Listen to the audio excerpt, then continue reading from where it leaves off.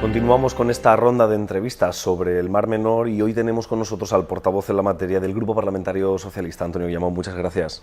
Muchas gracias a vosotros. ¿Cómo valoran el estado actual del Mar Menor y qué previsiones tienen dentro del Grupo Socialista?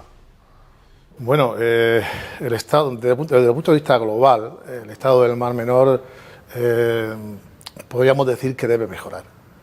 Ahora estamos recibiendo multitud de mensajes por parte de los responsables regionales acerca de una serie de indicadores del estado del agua, como la clorofila, la turbidez, la transparencia.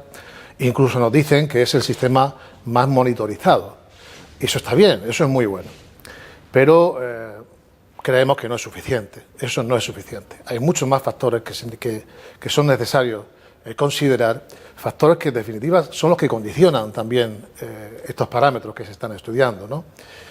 El gobierno regional se cubre un poco las espaldas diciendo o viniendo a decir que al final es la temperatura la única responsable de que el Mar Menor se vaya a encontrar en mejores o en peores condiciones, y eso no es así. Sobre todo teniendo en cuenta que el Mar Menor, como es sabido, ha sido maltratado durante décadas y sigue siendo maltratado en la actualidad, mientras no logremos evitarlo por el desarrollo de las actividades humanas. Y en cuanto a las previsiones, pues hombre, depende un poco de cuáles sean nuestras preocupaciones. Si nuestras preocupaciones consisten simplemente en que las personas se puedan dar un baño agradable en las aguas del Mar Menor este verano, pues son unas.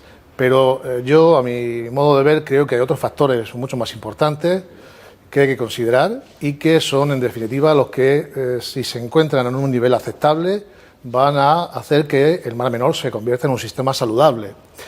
Y si el Mar Menor se convierte en un sistema saludable, pues además podemos proporcionar baños agradables y también pues, el desarrollo de una actividad económica razonable, siempre sostenible con el estado del Mar Menor. Y recuerdo que el Mar Menor no es más que un conjunto de ecosistemas y es un espacio extraordinario, natural, con el que tenemos la suerte de contar aquí en la región de Murcia. Por tanto, si somos capaces de mantenerlo adecuadamente, lo demás va a venir sobre ruedas. Para mantenerlo adecuadamente se aprobó en esta Cámara una ley de medidas urgentes para la sostenibilidad del Mar Menor. ¿Esta ley se está aplicando? Sí, primero quiero decir que, como ya es Vox Populi, ¿no?, porque fue muy publicado en su momento, esta ley solo se refiere exclusivamente al ámbito agrario. Esto no quiere decir, como ya hemos dicho desde el Partido Socialista en muchas ocasiones, que sea el único foco de contaminación, ni mucho menos, hay otros más. En esta ley de medidas urgentes se consignan un conjunto de plazos para llevar a cabo las transformaciones que se proponen en la ley. Por las informaciones que estamos recibiendo, por lo que nosotros mismos hemos podido ir detectando, no percibimos que haya una preocupación excesiva en el cumplimiento de la ley. O dicho de otras palabras, yo creo que en estos momentos la ley no se está cumpliendo. Pero lo que es mucho peor, es que el gobierno regional tampoco parece promover el cumplimiento de esta ley. Eso es peor todavía. De modo que, bueno, vamos a seguir trabajando y desde luego, como no puede ser de otra manera, vamos a continuar presionando y exigiendo que esta ley debe cumplirse justo en los plazos que le corresponden. Decía que esta ley de medidas urgentes se circunscribía únicamente al ámbito agrícola. Hay una ley integral que se está pidiendo desde sectores sociales, incluso desde los 4 grupos parlamentarios, lo que hay una división. Los grupos de la oposición dicen que tiene que ser el gobierno regional el que tiene que redactar esta ley como proyecto, por el contrario, el Grupo Parlamentario Popular y el gobierno dicen que debe ser como proposición de ley en la Cámara. Sí. Pero el tiempo está corriendo y al final estamos llegando a un término de legislatura y parece ser que esta ley no va a estar. Efectivamente, la situación es preocupante. A nosotros, desde luego, como Grupo Socialista, nos preocupa enormemente. Pero quiero hacer alguna precisión al respecto.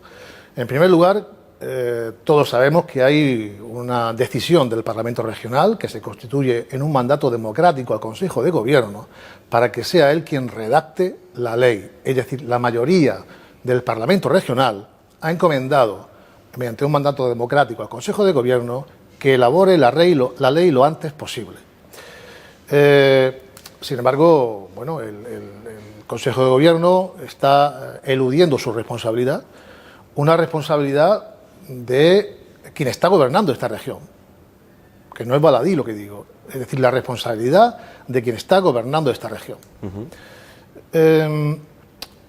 Yo creo que, mira, te voy a decir una cosa que en lo que el Partido Popular insiste en repetidas ocasiones, ¿no? Intentando pues desprestigiar a los partidos de la oposición, porque es muy lamentable que al final este tema, que es un tema que importa tanto a la ciudadanía, que es tan sensible, que afecta tanto a los que vivimos en la región de Murcia, se convierta en una controversia política. Y a mí me gustaría alejar la controversia política de este asunto, aunque a veces es inevitable hablar de la realidad, tienes que hablar de la realidad, ¿no? Y contar bien las cosas que están sucediendo.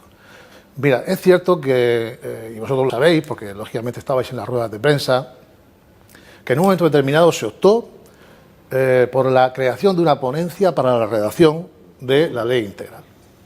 Y eso lo hicimos por una carga de responsabilidad y llevado de la mejor intención, a la vista de la pasividad absoluta con la que el gobierno regional afrontaba este problema.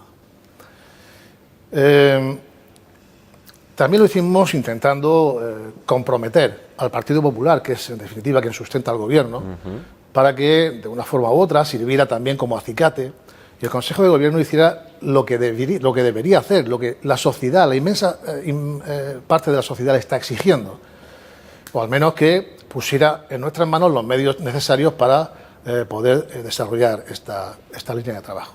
Pero ya desde el primer momento estuvimos viendo que no iba a ser posible, porque el Partido Popular mantenía una actitud de brazos caídos.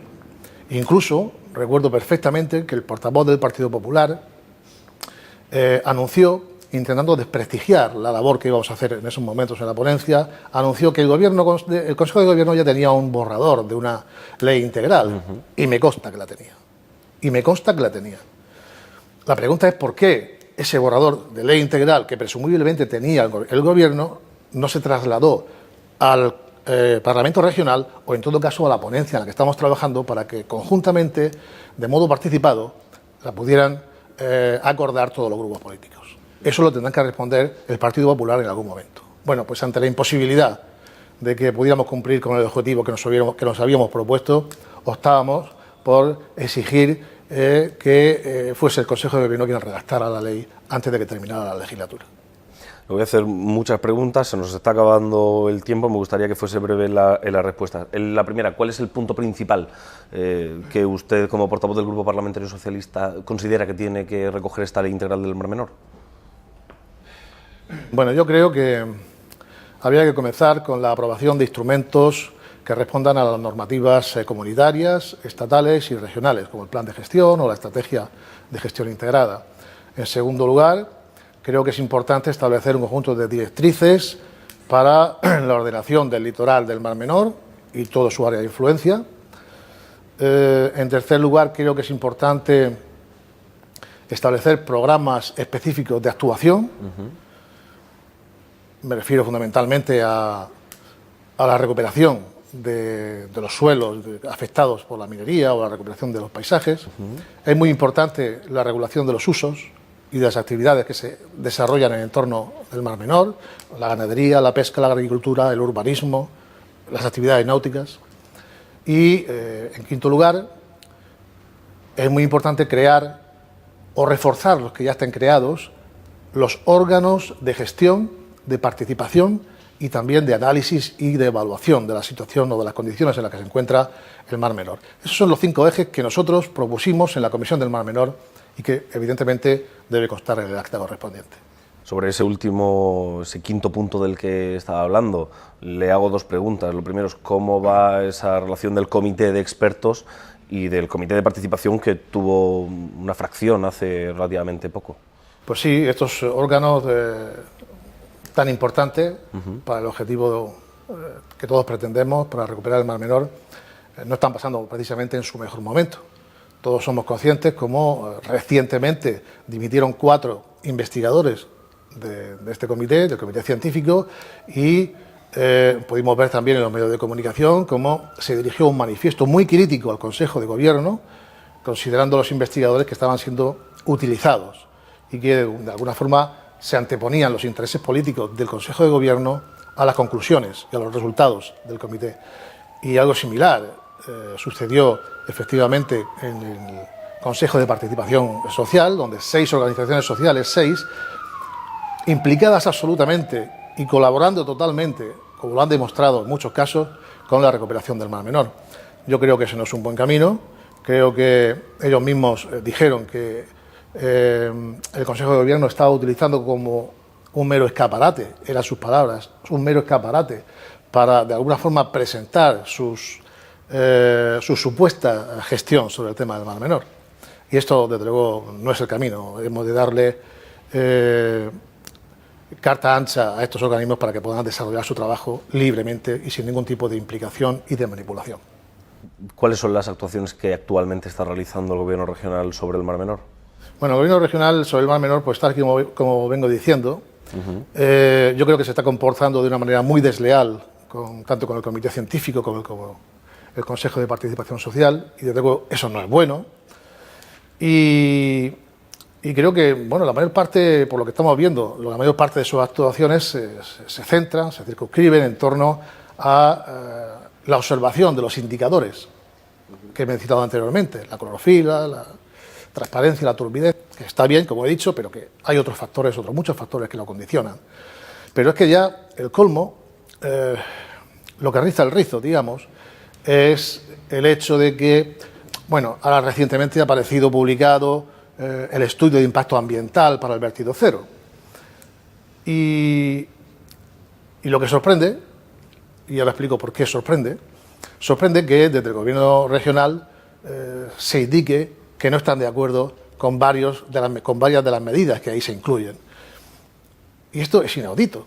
Esto es inaudito porque además representa una posición de hipocresía tremenda, porque en las hojas preliminares de este estudio se puede leer claramente, muy explícitamente, que ese estudio ha sido como consecuencia, o la redacción de ese estudio ha sido como consecuencia de la coordinación y de la colaboración del Ministerio competente en Medio Ambiente y la Comunidad Autónoma de Murcia. Por tanto, en estos momentos no se puede alegar ignorancia ni disconformidad. Y ahora parece ser que están reuniéndose o tienen la intención de reunirse con los agricultores para proponer alegaciones cuando ellos mismos han participado en esa redacción. Si usted fuese consejero de Medio Ambiente, ¿cuál sería la primera actuación que pondría en marcha? Bueno, no sé si la primera, es muy difícil decir una, pero desde luego, aunque sea someramente y de forma prioritaria, yo me inclinaría, desde luego, en primer lugar, por la redacción de la Ley Integral del Mar Menor, sin ninguna duda, para responder a las exigencias sociales. En segundo lugar, yo me propondría cumplir, una vez que pase el periodo de exposición pública y se termine de aprobar, habiendo observado las alegaciones correspondientes, este estudio de impacto ambiental para el vertido cero, que me parece un estudio muy interesante, que bajo nuestro punto de vista puede mejorarse en algunos aspectos, pero que es lo más cercano a el conjunto de medidas que hemos ido sugiriendo en toda esta legislatura, los socialistas.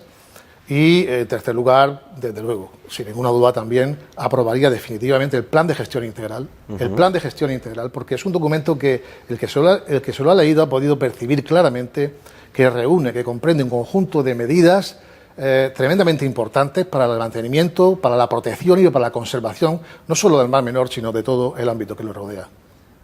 Por último, un titular. ¿Cuál es la próxima iniciativa que va a traer el Grupo Parlamentario Socialista en torno a la Laguna Salada? Mira, de forma muy breve o esquemáticamente intentaré hacerlo.